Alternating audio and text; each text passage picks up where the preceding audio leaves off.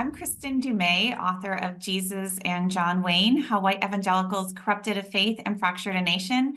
And I am delighted to be here today with Katherine Stewart, author of the brand new book, Money, Lies, and God, Inside the Movement to Destroy American Democracy. Katherine is one of the most important journalists today working on the topic of the hour, critical investigation into essentially the dismantling of American democracy. And she has been working for more than 15 years on this project. She is the author of The Good News Club, and also the author of The Power Worshippers, which was turned into the documentary film God and Country. And now we have Money, Lies, and God, an absolutely essential book for our moment. Katherine, thank you so much for joining us today. Kristin, it's such a pleasure to be in conversation with you always. Absolutely. So there's a bit of a journey here, right? You've been reporting on this movement as kind of taken shape, coalesced, and shifted over many years now. Can you tell us a little bit about the journey that has taken you from that first book, The Good News Club, to the Power Worshippers, and then how you came to this current project, Money, Lies, and God? Well, Money, Lies, and God has grown organically from my reporting. I've been covering this movement for 16 years, and the Christian nationalist movement, which was the focus of my book, The Power Worshippers, and also The Good News Club before it, which was published in 2012, that movement remains the most important ideological framework for the largest part of what we're looking at, the general anti-democratic reaction. But it's not the whole story, and I really wanted to shine a brighter light in this current book on the funders, on the role of disinformation, and of course, I wanted to highlight the role of the New Right, a movement that is working sort of hand in glove with the Christian nationalist movement, but is less explicitly religious in its aims, but more, I would say, overtly anti-democratic.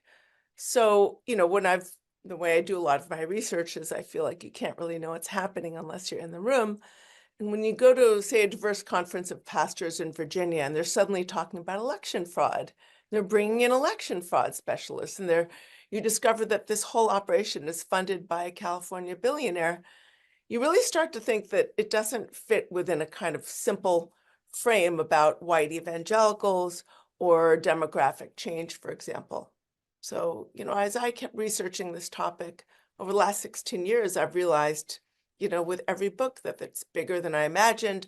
We can't really talk about Christian nationalist ideology without investigating the role that it plays in the larger political economy.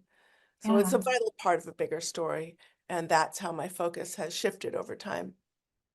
And this book is indispensable in terms of charting out this bigger movement and showing how so many different pieces fit together that people have been kind of examining or recognizing as separate pieces. But you really do show how all the pieces fit together. And you've also done a lot of on-the-ground reporting to build this bigger picture. Can you tell us about that reporting? Were you surprised that you were able to gain access to so many of these spaces? And what was that like? Yeah, I've always just bought my ticket like everybody else. The first event I went to was the National Convention of the Child Evangelism Fellowship. And my thinking was, if they have a right to force their way into my kids' public school, I have a right to buy a ticket to their event and attend just like anyone else and see what they're all about. So I went, and what I learned really opened my eyes to the larger aims of the movement. And I've since then recognized you can't know what's happening unless you're in the room where people are talking amongst themselves, not just, messaging, say on CNN or something to the broad American public. The radicalism of that organization really astonished me. But beyond what really astonished me was this hostility to public education that was expressed in the language, in the way that they described public school, even in the way they described public school children. And I really wouldn't have discovered that unless I was in that room.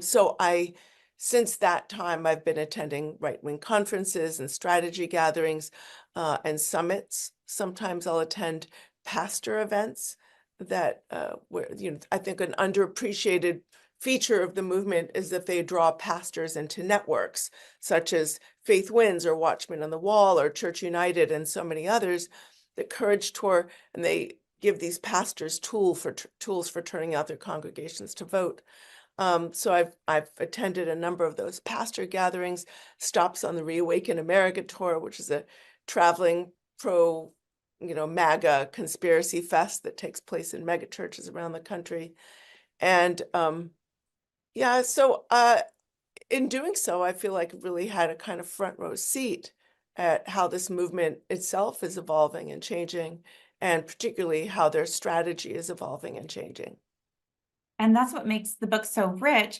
And also, I mean, it's a compelling read. It's a page turner because you are part of the story, right? And you are experiencing this and you are learning and you're bringing yourself into that space. And so not only is it incredibly informative in terms of these networks and ideologies, but it's also just a really compelling read, and where you can start to pick up more of the feel of what this movement is like and the hold that it has on so many participants. Now, in the book, you claim that an anti-American idea has taken root in the United States. What do you mean by this? Well, the idea that they hold is that the United States is founded not on any principles, but on a specific religion and cultural heritage. It's the idea that America is on the brink of an absolute collapse, an apocalypse owing to the rise of equality and what they call wokeness and what they call the radical left, which is, by the way, anyone to the left of them, including many moderate Republicans. It's the idea that democracy won't be able to solve the problems of America, and that's really um, the idea that the rules don't apply anymore, and even the laws don't apply anymore, because we're facing this apocalypse because of equality and wokeness. And that clears the way for the idea that we need a strong man, a sort of authoritarian leader who puts himself above the law and who's going to seize the reins of power, scrap the rule of law in favor of the iron fist. So in sum, it's the idea that democracy, in the sense of a government as representative of the people, respecting individual rights, respecting the idea of a pluralistic society, it's the idea that this kind of government simply doesn't work. So you need to smash it up and create something new, an autocracy. And, that's the contours of the idea. I hope I make clear in Money, Lies, and God, this is emphatically not the idea of people like Thomas Jefferson or Frederick Douglass or Abraham Lincoln and others who helped create America as we know it.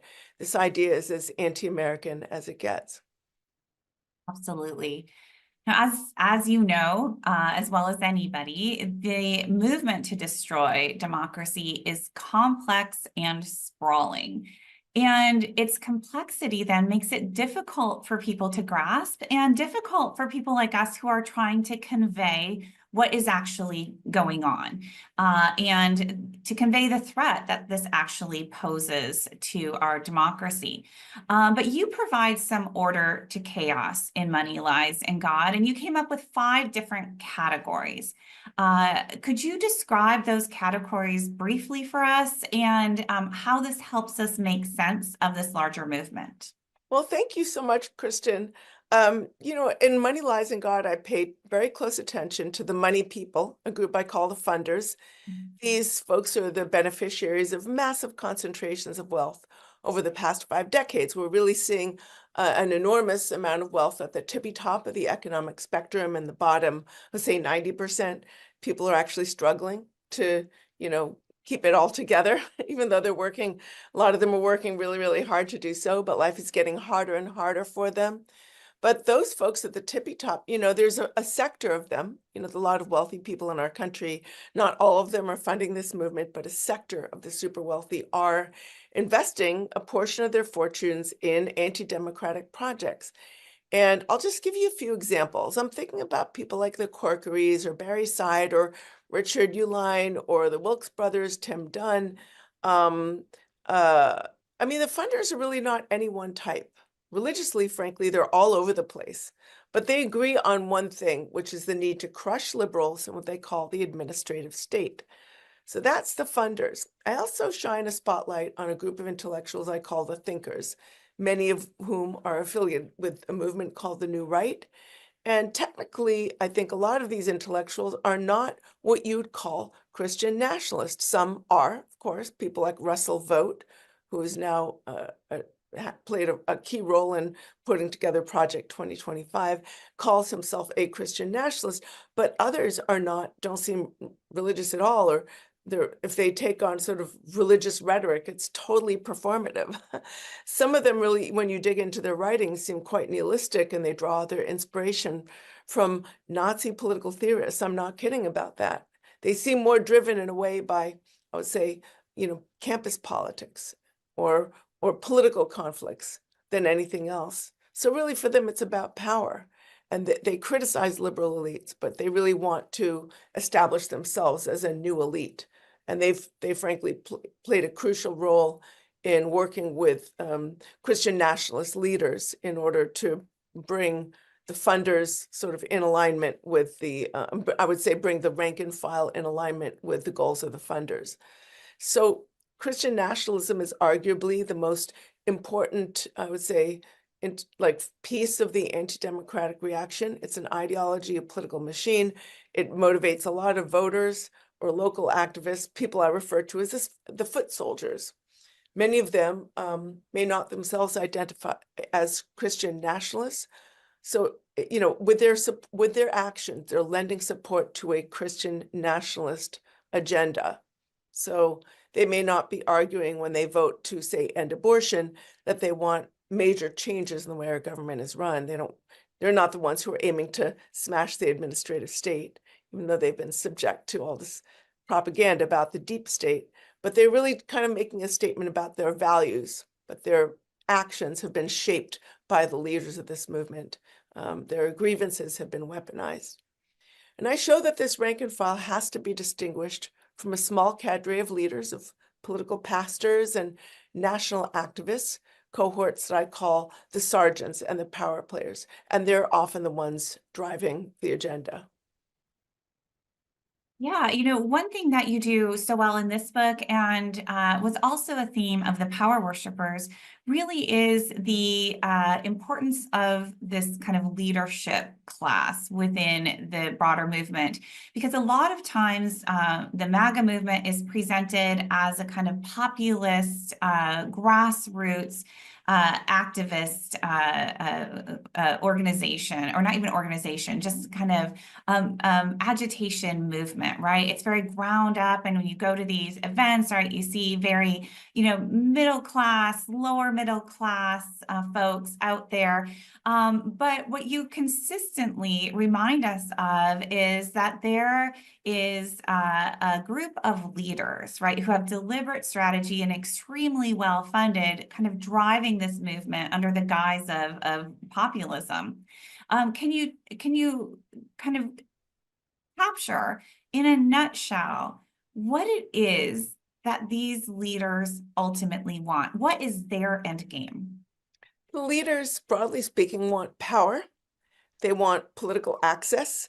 They want policies that that privilege people of their religious and political orientation, and they want access to money, both private sources of money. The movement is incredibly well funded, but also public sources of money. A lot of them are after taxpayer subsidies or direct taxpayer funding. The funders want policies that justify their concentrations of wealth and help to increase them. But, the rank and file, broadly speaking, want something different. They want a better deal for themselves and for the workforce. So that's really an area of dissonance in this movement.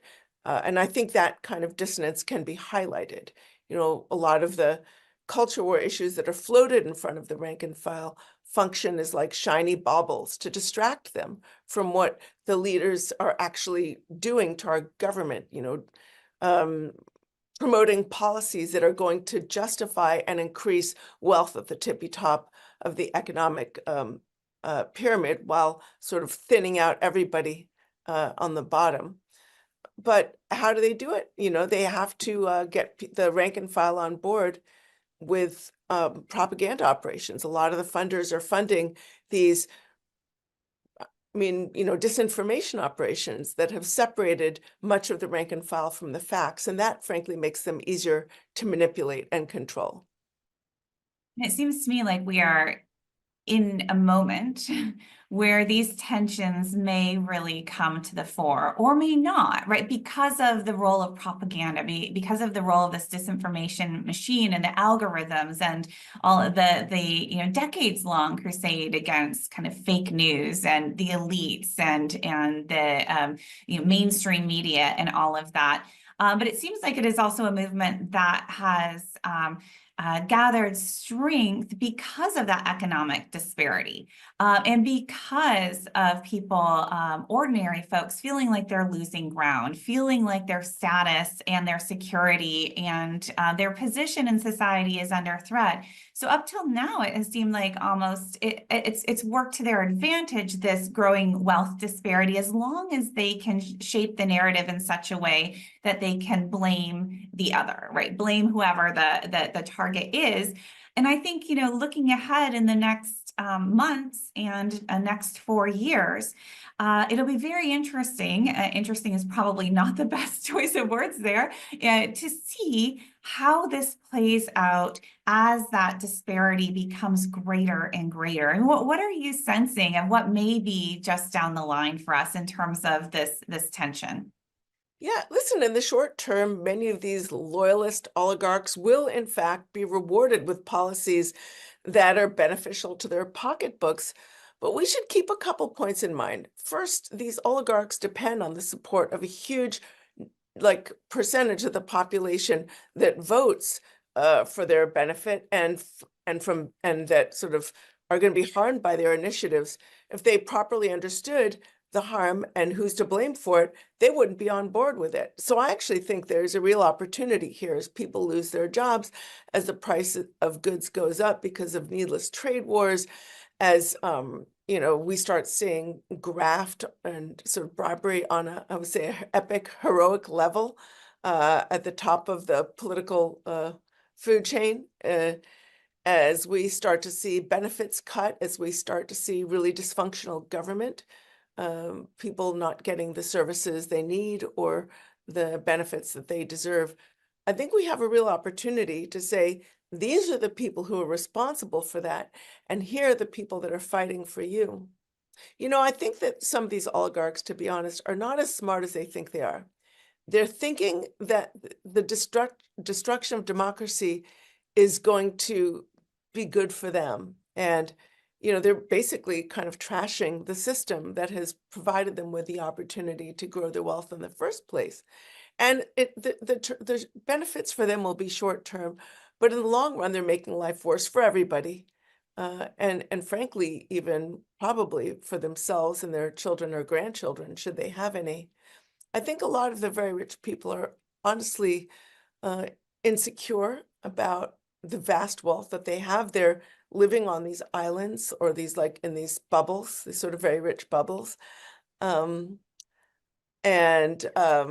But from over the wall, right, they can sort of hear their critics saying, well, you should be paying your taxes like everybody else, or you should be treating your workforce better, or maybe you should, pay more so that your technology doesn't, destroy the environment, or, these kinds of criticisms. And they don't like that.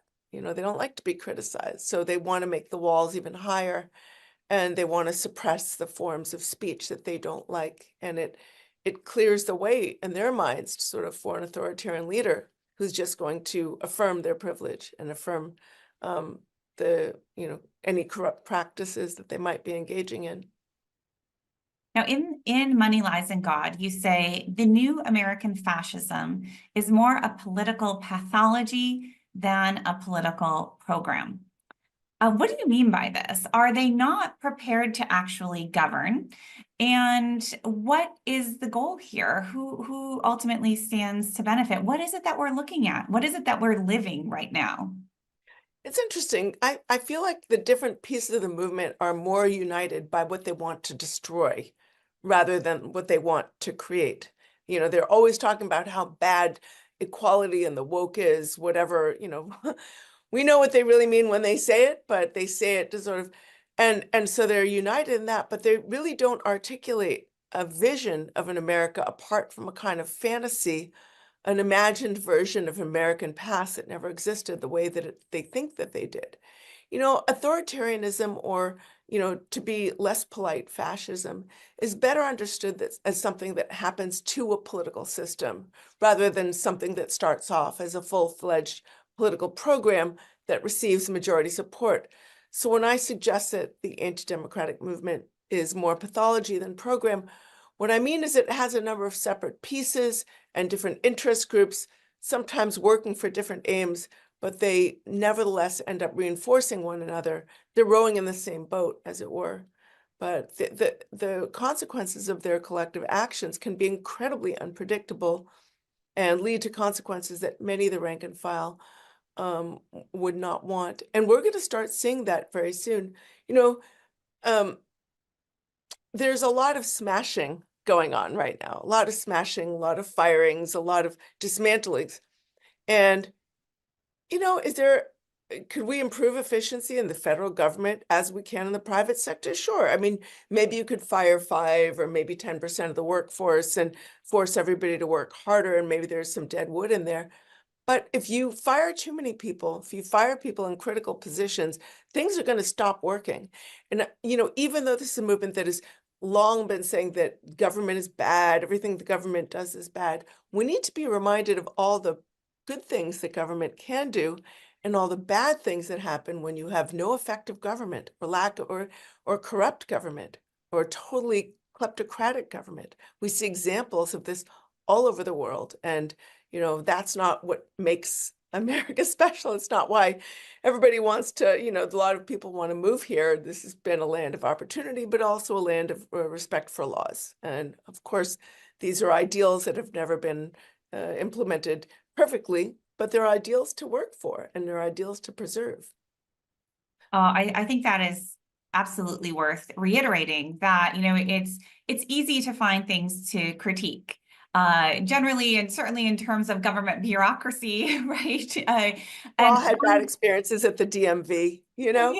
we have, right? And, you know, we could talk IRS and we could talk, but on the whole, there is a lot that functions extraordinarily well in this country that has functioned extraordinarily well. If you compare to many other countries in the world, if you compare to other points in history, right? And I think that we may soon find out what we've taken for granted in this country, and with good, you know, well-functioning, decently well-functioning government.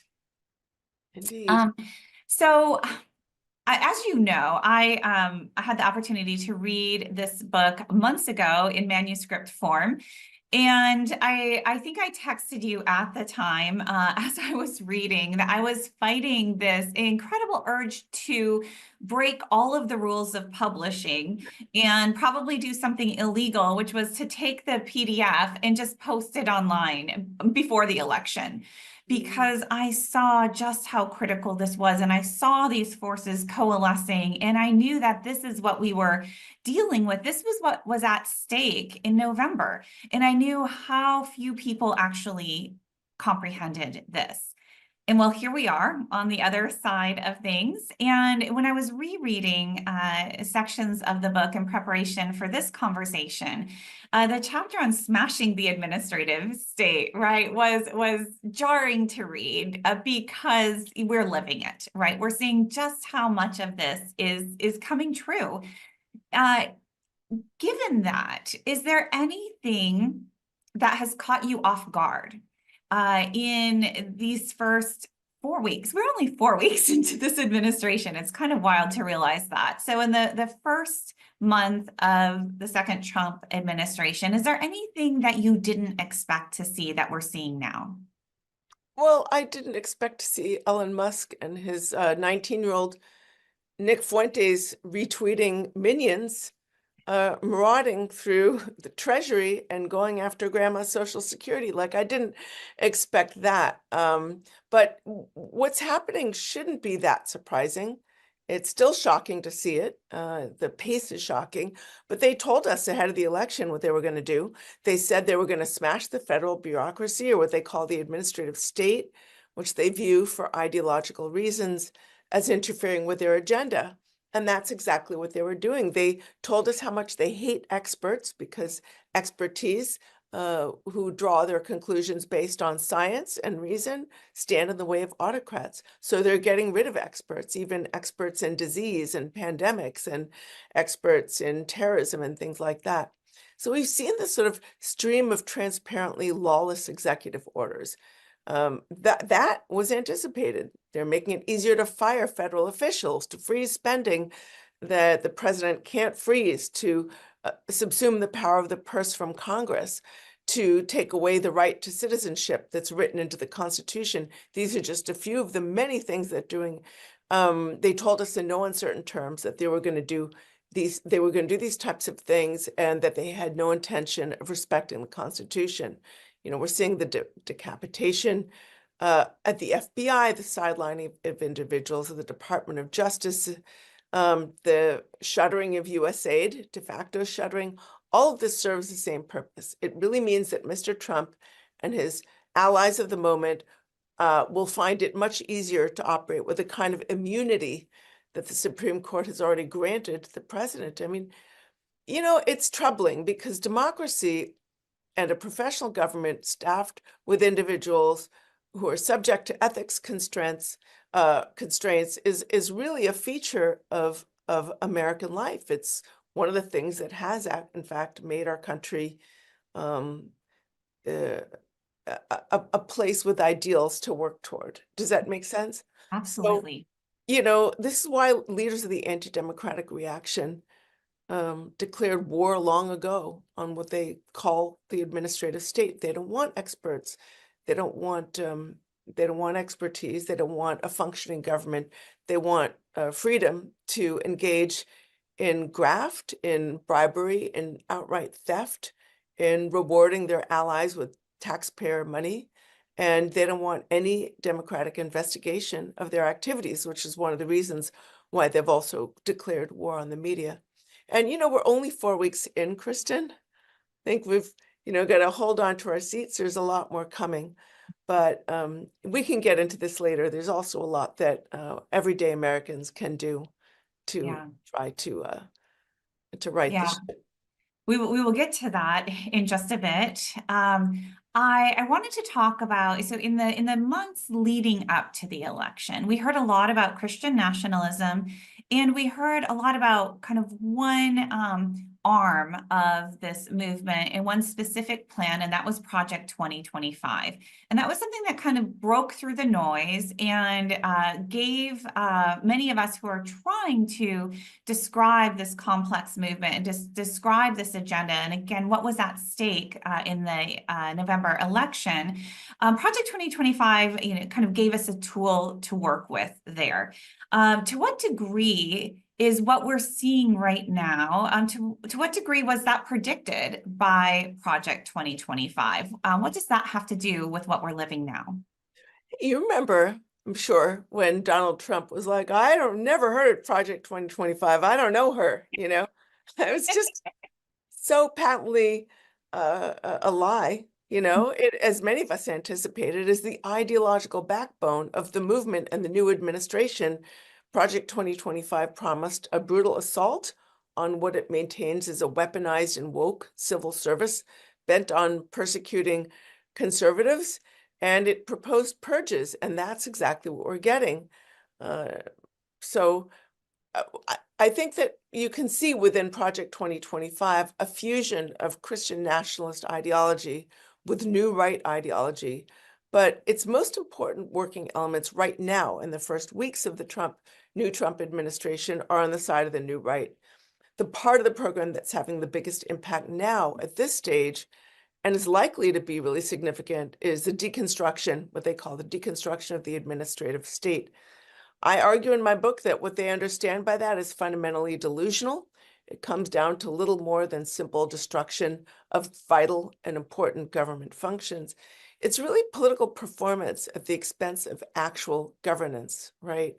But unfortunately, the bill for this kind of destruction is going to come due um, uh, in the short term and in the long term. Different kinds of bills are going to come due for this. In the meantime, there's going to be a lot of suffering. So we're seeing, that sort of smashing the administrative state in real time. You got to wonder, why does someone like Russell vote, a bona fide Christian nationalist? He calls himself one. He's one of the architects of Project 2025. Why does he want to destroy the administrative apparatus that holds in place everything from air traffic control to national parks to VA suicide hotlines to grants to student research? Like, why does he want to destroy that? Again, it's the hatred of expertise. It's deeply delusional. They've really projected their own anxieties and resentments and frustrations with the culture onto a supposedly demonic Borg. They've convinced themselves and a lot of other people too that they simply need to slay the beast and then everything will be fine. This ideology, frankly, valorizes, I would say, exercises of pure unreason, or what they see as masculine power. It simply doesn't leave room for professional and accountable government that a modern democracy needs. You've mentioned a couple of times this kind of alliance between the Christian right and the new right. In the book, you call this the power couple of the movement. And in the book, you also explain the role of the Claremont Institute. Can you bring us into that space just a little bit? What is the Claremont Institute, and why should everybody know about it? And what role is it currently playing? Thank you so much. These are sort of two parts to that question. So I'm going to address first the Claremont part, then the power couple part. So the Claremont Institute, as you know, is a think tank that coalesced in the late 1970s around a very charismatic political theorist, Harry Victor Jaffa. A number of graduate students really sort of learned a lot from him. And in its early days, it was really seeking to shore up the principles of democracy. It was always conservative, but it wasn't crazy, and they admired thinkers like Lincoln and George Washington and really wanted to sort of interrogate what they were really talking about when they formed our government. And over the years, it's kind of the wheels have fallen off. It's become more and more radical. Its writers have become more explicitly anti-democratic. They platform today a lot of folks who simply don't believe in democracy. People like Curtis Yarvin, who argue is that we need, democracy doesn't work because of a threat of equality. What they call wokeness is just equality. It's like the most fundamental American idea there is. And so he says democracy doesn't work. We need more monarchical form of leadership. A Caesar, like a red Caesar, sometimes they call him, someone who's willing to break the rules and smash heads, right? And who will sort of impose a more reactionary order on the populace. So that's the Claremont Institute. And when we talk about the power couple of the new right, and by the way, Claremont Institute is all over Project 2025. A lot of Claremont Institute contributors also contributed to Project 2025. A number of them have taken up posts in the new Trump administration. Russell Vogt, Michael Anton, Darren Beatty, so many others. So it's a very influential think tank, but it's one of several. It's not the only influential think tank out there. And it's on the sort of representatives of the Claremont Institute often call themselves representatives of a movement called the New Right. And there are two sides to the leadership of the anti-democratic movement. On the one side, we have the more traditional Christian nationalist side that has pastors and religious activists, but it has formed this crucial alliance with the New Right, which is, of course, as I mentioned, centered on Claremont, Heritage Foundation, and some like-minded think tanks.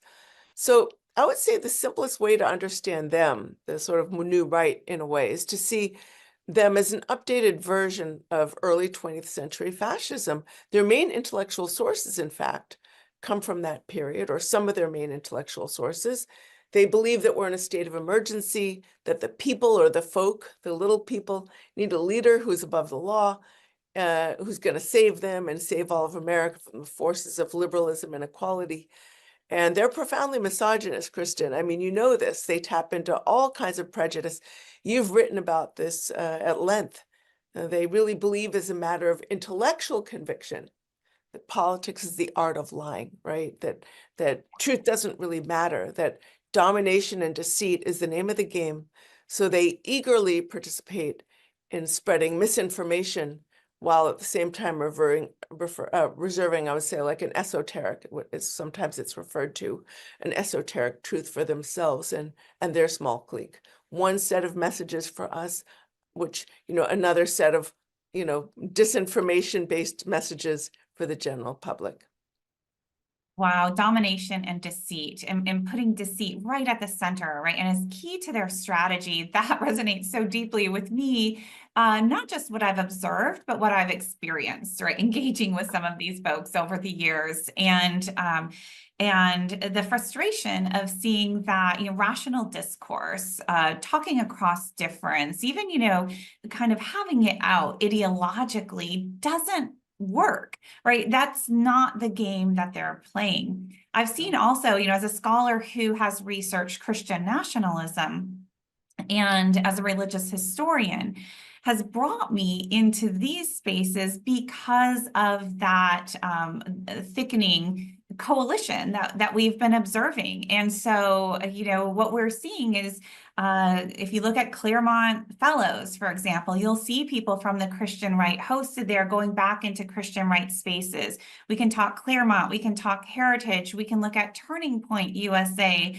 We can look at incursions into the Southern Baptist Convention, right, to turn it towards this movement. And so, again, this is kind of the sprawling anti-democratic movement that we're seeing and experiencing and trying to describe. And in this book, Money, Lies, and God just parses that all out so we can see the various moving parts. I'd really be interested, Kristin, to hear what you have found surprising about the current political moment, because you've been researching and writing about this movement for a long time as well.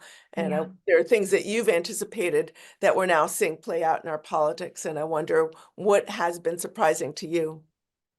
I mean, first, I have to say a whole lot has not been surprising, not just because I was paying attention to what they were saying they were going to do. And I read Project 2025, and I've been, listening to the same voices that you're highlighting here. So a lot wasn't surprising. And also, it wasn't surprising for anybody who has a kind of general knowledge of 20th century authoritarianism, right? This is just like straight out of the playbook in so many facets. And so again, like for to be a historian and to have this familiarity has felt like a curse in the last few months, years even, but particularly in recent weeks and months of saying, do you not see what this is? It so lacks in creativity. I guess that's one of the things, like really, they're not even trying to kind of reinvent anything here. They're really following the playbook to a T. In terms of, in as much as there have been surprises, I was not prepared. I mean, you mentioned the Elon Musk kind of a collaboration there. Back several months ago when we saw that coming together, I mean, we had seen already a couple of years ago Musk moving to the right, and when he bought Twitter and so on, we could see this lining up, but we really saw this coming together in the summer. I think maybe already last winter to a certain degree. I was kind of tracking this over time, and that was to me a very bad sign, because what it takes is these already networks, existing networks of the Christian right and the new right, and then connecting it really tightly to kind of the tech bros and Silicon Valley, and we have Curtis Yarvin and all of that, and to massive additional funding. It's not like they were not well funded before, right? And so that was a startling moment, and we're seeing that kind of bear fruit. In terms of surprise, a very kind of a specific granular one. I was not anticipating the kind of all-out assault on U.S. aid, which is interesting to me. Why that, and how they seem to be attacking Christian aid organizations as well. Oh, yes, and Moderate. accusing like Catholic services of just stealing the money where they're actually feeding poor people, you know? Exactly, right. So, which, is interesting to me. And again, not a surprise because this is also how reactionary movements consolidate power. And straight out of the authoritarian playbook, this is, attacking in-group moderates. So now, that means in many cases, Christians who are not liberal, not progressive, who are really in all ways quite conservative by any measure of the word, but who are not fully on board with this MAGA agenda, right? And so those are the dynamics I think that we're seeing played out. And I think if there's any surprise, it's just how bold they are in pursuing that course. Yeah, well said. Let's see. Thinking about where you started, your first book, researching a book on the religious right's assault on education. And that's what really brought you to this bigger picture, particularly at that point in the K through 12 schools. So what are we seeing now in the sphere of education? And why has public education been such a target for so long? And what should we expect to see? What are their ambitions there? Well, public schools have been flashpoints for the culture wars for decades. When I started researching this movement 16 years ago, it was clear that the movement was deeply hostile to the institution of public education, precisely because public schools are meant to be non-sectarian, welcoming all families, regardless of their religious background or political background. They're meant to neither affirm nor denigrate any particular religious viewpoint. They teach kids how to get along with others, including those who are different. I mean, this is sort of corny, but like, in I've got kids and they're public school kids. And when my son was in kindergarten, there was this song that they would sing. I'm not going to sing it because my voice is atrocious, but it was like, it was like, all my friends are here with me. And then all the kids would point, you're my friend, you're my friend. And it just gives kids a sense of like, we're in it together, we're here for education, and we're going to get along. And that is really antithetical to the ideals of this movement. I mean, Jerry Falwell made the agenda clear in 1979. He said, I hope to see the day when there are no more public schools. Churches will have taken them over and Christians will be running them. They see that space of non-sectarianism as like some of them characterize it as, under the dominion of Satan.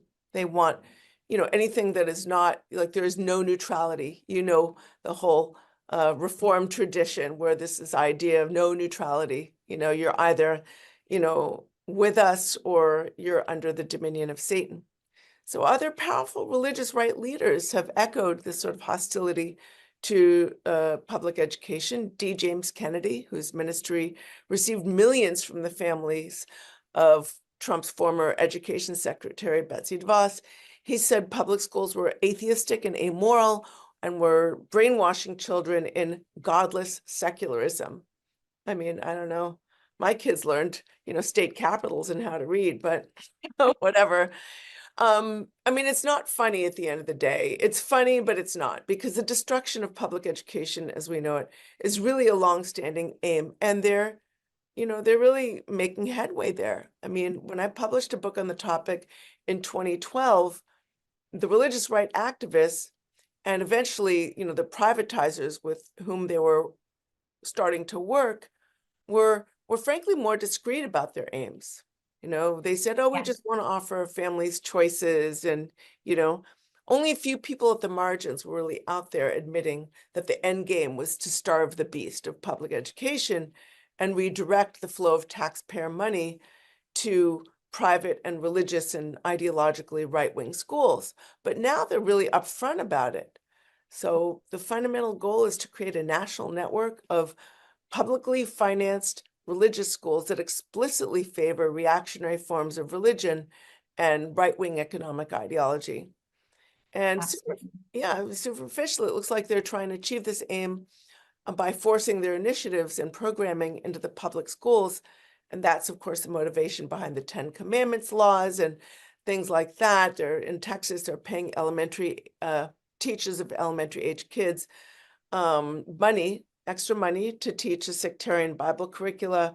And there are all these types of laws imposing religion in different ways in the schools. But the expansion of voucher initiatives is really just the start.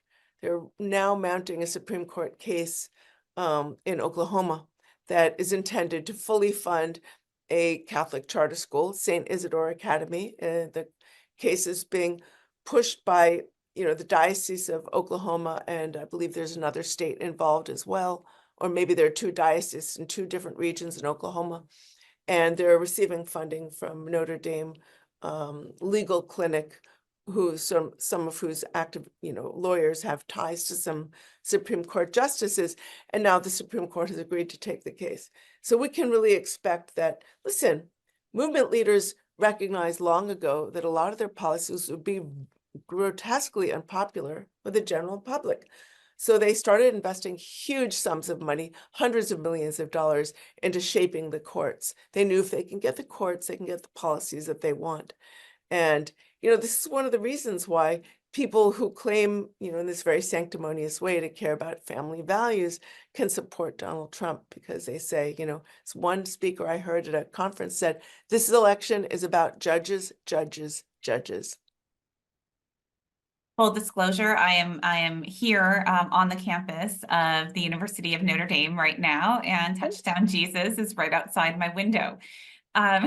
Well, Notre Dame is actually a very diverse institution. It is. They have Yes, centers. very diverse. Yeah, very diverse. Yeah. So, and a point you raised too, that this is not funny, right? There is a kind of absurdity at the heart of some of this, and at the same time, this is extremely serious. But because of the genuine extremism here that we are encountering, it's been difficult sometimes to convey and to be heard among the general public precisely the scope of this, right? Because as soon as you start describing this, it starts to sound like you start to sound like a bit conspiratorial, or maybe you're, but I think we are in a moment right now where people have ears to hear, and Yes. they can see in front of them kind of what is playing out. That's really true. Speaking of the authoritarian playbook, your book, Money, Lies, and God, shows how issues like immigration and gender and sexuality have galvanized support for this broader movement. Why these issues, and why have they been so effective? Well, to be sure, immigration is an issue that governments can debate and discuss and craft the best policies for their countries. But for these folks, it's not that they're taking on the issue, it's the way they're framing it.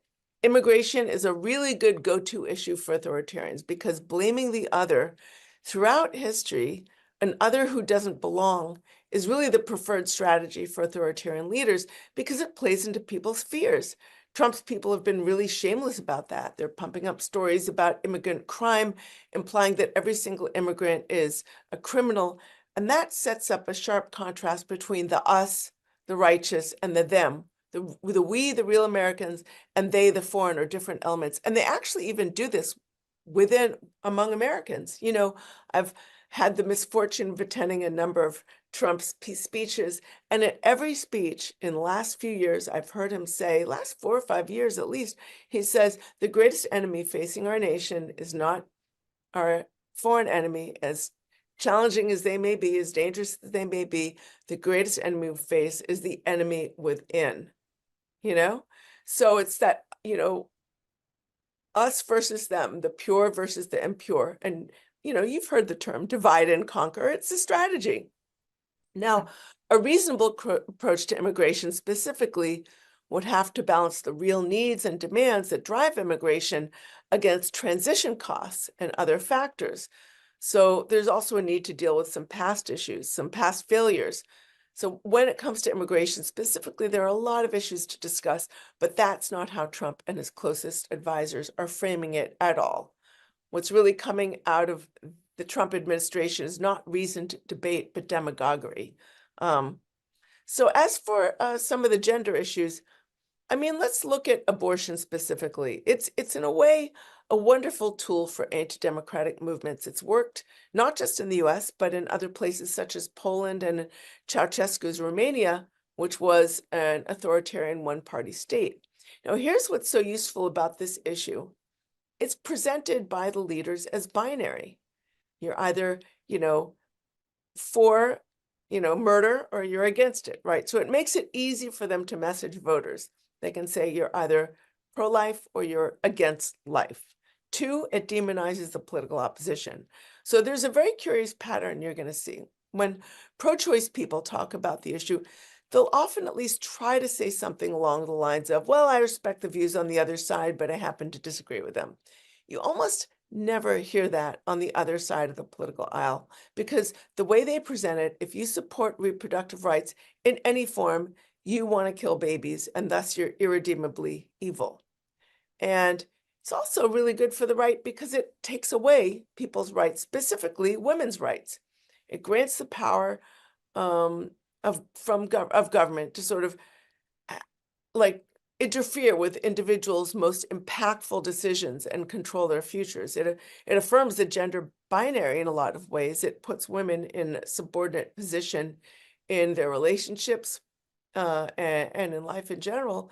It puts the government in people's bedrooms. It turns doctors and nurses into spies. It chases people across borders. It's a terrific issue for control. So it's a good issue for authoritarians. And, I would say, lastly, it's tied to religion. So people see themselves as, who are pro-life voters, they can see themselves as they can see their vote as like a religious act, right? I'm voting this way because of my religion. So it sort of ties the vote to a religious identity. And that makes them the perfect candidates for religious nationalism because it turns them into effective tools for a theocratic government. So Money Lies in God is in some ways discouraging book, or the book itself, I shouldn't say is, but the movement to destroy American democracy, right? It's daunting. When you see it all mapped out, it makes so much sense. And there is something empowering to simply recognizing this. But again, it is daunting to see what we are up against. They have been playing the long game. This has been incredibly well funded, and this diverse coalition that has unified in this mission, right?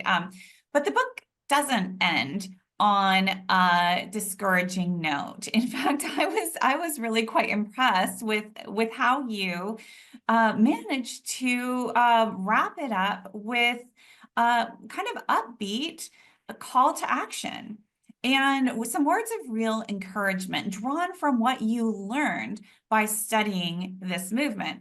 And so I wonder if we could wrap up this conversation on a slightly more upbeat note.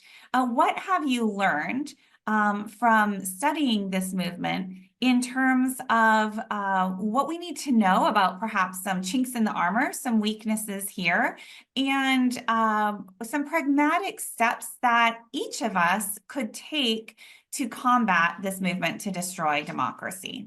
Thank you so much. Wow, so much to discuss. I mean, I really get into this in the last section of my book, but we don't have time for all of it. But I'll, try and be brief and highlight a few of the key features. So first, get out of bed.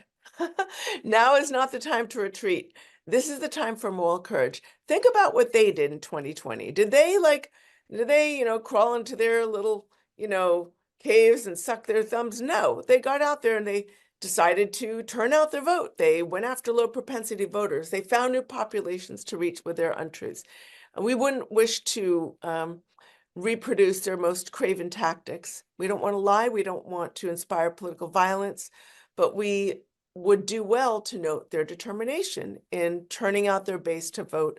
We have to note that Donald Trump won by a statistically small margin, especially compared to, other presidents. You can look up the percentages, and Trump is won by one of the sort of lowest, thinnest margins of all American presidents who win their elections. So America didn't go MAGA. There is no mandate for him to wreak the kind of havoc he's wreaking and destroy our democracy and destroy our overseas alliances that have of 80 years. What happened was there was a reduced enthusiasm for the vote on the other side of the political aisle. So I think that, people complain a lot, and sometimes they get on Twitter or Blue Sky and think that that's political activism, but it's not enough. Messaging is important, but what really matters is turning out the vote. As Ralph Reed once said, pay no attention to the polls. Our numbers are shrinking. All that matters is who turns out on election day. And he is right about that. Second of all, we need to abandon the purity tests. We need a big tent. We're not going to agree on everything. And frankly, we shouldn't be. Think of it as like a big family with lots and lots of kids. Not everybody's going to get everything they want, and that's fine. We shouldn't. We need to learn how to get along with others who agree with us on more than we disagree about. We can agree on some core values, the values of equality and pluralism and democracy. We can and should work together. We have to stop allowing ourselves to fall into the traps that the right sets for us. They're really good at that. They really want to seize control of the narrative and force Americans to sort of take unpopular positions in certain areas. And what we need to do is redirect toward their strategy. Say, you're talking about this because you don't want to talk about that. You don't want us to notice what you're really doing over here. So talk about the big picture stuff. Talk about how they're eroding affordability for most American families. This is a movement that claims to stand for the American family, but they're supporting policies. They're pushing support for politicians whose policies are actually making it so much harder for American families to succeed. So I also feel like, when it comes to the messaging, we do need to highlight the role of these billionaires. Why are we allowing them to sort of Bigfoot over all of our politics? Why aren't we taxing their wealth at a reasonable rate? Why are the richest people on earth talking about the destruction of public education and eliminating benefits for the poor and eliminating Head Start and eliminating food aid? Why are they doing that? Why are we letting them get away with it? So we need to, talk about that. But above all, to conclude, Kristin, I have written 3 books on this movement over 16 years. Each of these books, I feel like is somebody once described, he said, if the movement is a watch, you take the back off the watch so people can see how it works. And I love that metaphor because I've really tried to write each of my books in that way. And I've done it precisely so that people can study how they did it, right? Of course, they've used disingenuous tactics, but they've also used a lot of the tools of democracy that are available to all of us to destroy democracy. Those same tools can be used to restore it. Organization really matters. We need to start investing, in addition to the local activism. By the way, it's another thing. We need to local activism really matters. It's really important to sort of get to know your neighbors and get to know what's happening in your local school board. Because sometimes the intense focus on the national picture makes us sort of overlook what's happening in our own communities, and that's super important. So, or that kind of, organization building, any kind of organization on the local level can feed into organization building on the state level and the national level, and that's really critical. So, thank you for the question. I actually think that there's a lot that can be done. I think when you start engaging in the political process in meaningful ways, a lot of people how do you manage anxiety? I think when you're working on the solutions, you can sleep well at night and you have hope during the day. So I think it's really great to be engaged. And I want to thank you so much for your engagement, for doing everything that you have done to sort of shed light on this movement and the threat it represents to our democracy. Oh, thank you, Katherine. And thank you for the years of careful research that you put into tracking this for us and giving us the gift understanding what's going on behind the scenes, understand how the watch is made, and so that we can have success in restoring the ideals on which our country was founded and defending our democratic norms and institutions. So thank you so much, Katherine, and thank you for Money Lies in God and for the understanding that it gives all of us. Thank you so much. And thanks to the Newmark series and everybody watching this.